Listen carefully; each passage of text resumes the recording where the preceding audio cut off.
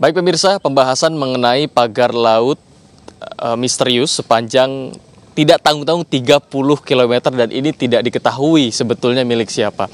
Nah, kita masih akan lanjutkan perbincangan dengan Wahana Lingkungan Hidup di sini Pak Mukri Friyatna.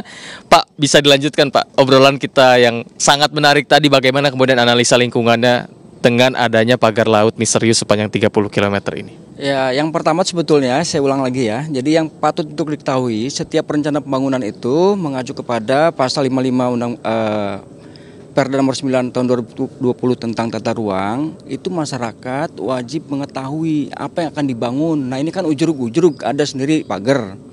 Karena itu inisiatif masyarakat yang sudah melaporkan itu juga tidak ada tindakan, maka kita mendesak pemerintah dalam hal ini segera untuk merobohkan gitu. Jangan nunggu ini punya siapa. Itu bisa dicari kemudian.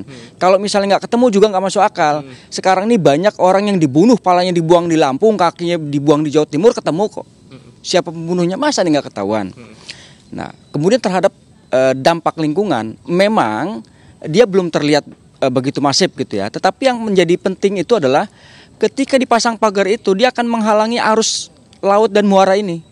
Bisa jadi nanti di dalam pagar-pagar itu terjadi penumpukan sampah yang menghambat laju arus air ya, baik dari laut ke muara atau sebaliknya. Nah, yang kedua, material yang digunakan untuk memasang pasir itu kan juga diantaranya bisa jadi akan menimbun terumbu karang yang ada. Maka ini kalau dia lambat-lambat bisa mati terumbu karang karena dia juga makhluk hidup seperti kita juga. Nah, satu lagi yang penting menjadi kebutuhan kita dalam konteks tata ruangnya ini ya, nggak boleh kemudian DPRD itu atau pemerintah dengan gegabah menyusun tata ruang, karena pada hakikatnya tata ruang itu adalah memilih dan memisahkan mana tempat yang boleh dimanfaatkan dan mana tempat yang harus dilindungi. Ini contoh kawasan lindung sebetulnya. Jadi di Tangerang itu ada 1.500 hektar kawasan lindung, diantaranya mangrove-mangrove ini. Kalau kemudian ini diubah fungsinya, karena otomatis dia akan kemari, nggak mungkin ke tengah sana. Dari pagar itu menjoroknya akan kemari, ini akan jadi korban. Ya, maka ini akan menjadi persoalan baru buat Kabupaten Tangerang. Di tengah sekarang persoalan bencana lingkungan, banjir yang sering melanda, kemudian ini juga akan dialih fungsi lewat proyek-proyek reklamasi walaupun belum ketahuan ya. Karena itu kita mendesak pemerintah dalam hal ini segera merubuhkan pagar-pagar ini. Jangan nunggu 20 hari. Kenapa? Orang rumah kita aja kalau misalnya ada penghalang mobil siapa entah parkir kita marah. Masa punya bangsa sendiri? Jangan ngomong dulu hukum internasional tentang angklos dan segala macamnya. Undang-Undang 45-nya jelas buat apa gitu loh. Jadi kalau selama ini doktrinnya tidak boleh sejengkal pun tanah ini dirampas dikuasai oleh orang lain, ini jelas-jelas. Ini bentuk penjajahan gaya baru. VOC baru, nggak mungkin orang nggak bermodal besar mampu ya memasang pagar di laut sepanjang lebih dari 30 km kalau orang nggak punya uang. Ya. Pak Mukri, kita ketahui mungkin nelayan sudah sebetulnya ingin melakukan hal tertentu namun terhambat dari pengetahuan mungkin sebagai masyarakat biasa. Nah, dari Walhi sendiri sebetulnya sudah ada pendampingan kah ke nelayan-nelayan yang ada di sini, ke warga sini? Jika sudah ada, sejauh mana nih Pak penyuluhan dan pendampingan kepada warga sekitar? Baik ya, kami harus akui ya, untuk yang saat ini kita belum ya, karena ini juga kita tahu kabarnya baru, kecuali yang tempo hari di wilayah Lontar, karena itu juga berkaitan dengan material uruk reklamasi pantai, jadi lebih kepada pasirnya.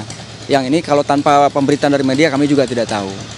Jadi memang belum, walaupun ada gitu ya, baru 1-2 orang, itu pun kita belum tahu persis kronologinya seperti apa, gambar tidak ada, cukup baru cerita-cerita aja.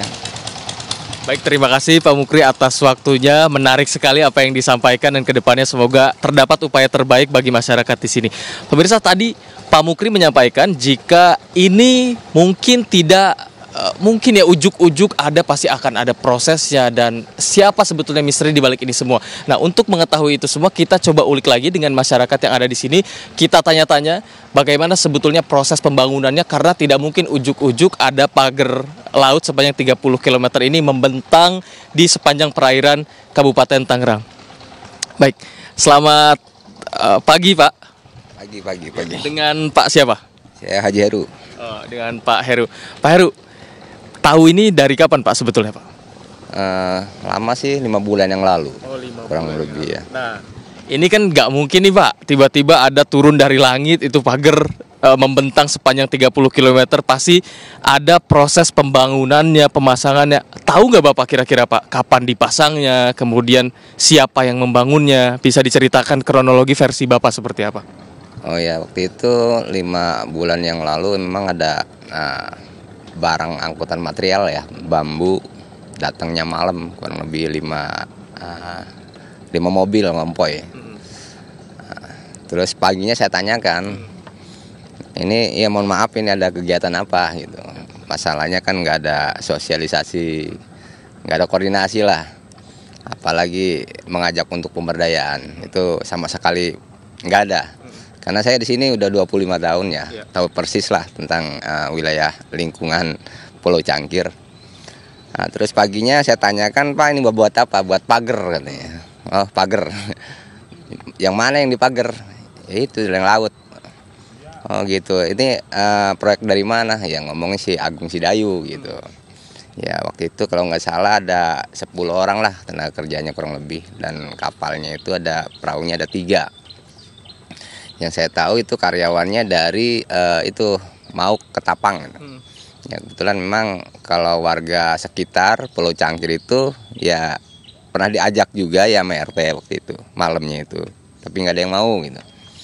Nah itu, nah, harapan saya ya memang pagar itu mengganggu sekali saat ini gitu kan. Kalau kemarin-kemarin belum, karena pagarnya kan masih belum tebal ya. Nah, jadi sekarang udah merasa keganggu ya, tadi itu yang sempat teman-teman katakan ya awalnya 10 liter jadi 20 liter solarnya gitu kan. Jadi otomatis mengganggu, dan juga akses jalannya itu ya biasanya bebas gitu, sekarang harus milih-milih gitu kan. Ya kita pun ya sama nelayan tradisional, pasang bubu juga punya bagan. Ya saat ini ya bubu saya juga nggak bisa kepasang karena masang bubu itu ngikutin arus Pak. Oke, baik. Terima kasih Pak Heru atas waktu dan kesempatannya. Pemirsa, itu tadi pandangan dari Pak Heru selaku nelayan yang sudah 20 tahun berada di perairan Kabupaten Tangerang ini. Tadi juga kita sempat berbincang dengan Pak Iwan Darmawan selaku warga yang ada di sini. Dan tak lupa tadi kita telah berbincang dengan Wahana Lingkungan Hidup Pak Mukri Friyatna.